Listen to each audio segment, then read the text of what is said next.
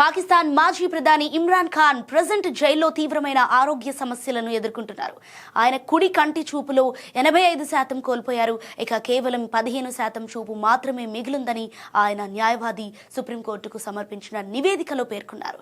ఇక Imran Khan central retinal Wien occlusion అనే తీవ్రమైన వ్యాధితో బాధపడుతున్నట్లు నిర్ధారణ అయింది. దీనివల్ల కంటి రక్తనాళాల్లో రక్తం గడ్డకట్టి చూపు మందగిస్తుంది.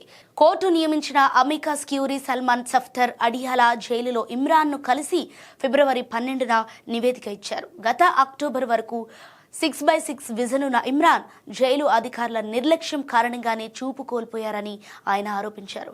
ఇక పరిస్థితిపై స్పందించిన పాకిస్తాన్ సుప్రీంకోర్టు ఫిబ్రవరి 16లోగా ఆయనకు ప్రత్యేక వైద్య పరీక్షలు నిర్వహించాలని ప్రభుత్వాన్ని ఆదేశించింది. అలాగే ఆయనకు నచ్చిన వైద్యులతో చికిత్స పొందేందుకు అనుమతించాలని సూచించింది. అయితే పాకిస్తాన్ ప్రభుత్వం మాత్రం ఆయనకు జనవరి 24న చిన్నపాటి శస్త్రచికిత్స జరిగిందని, ప్రజెంట్ ఆయన ఆరోగ్యం నిలకడగానే ఉందని చెబుతోంది.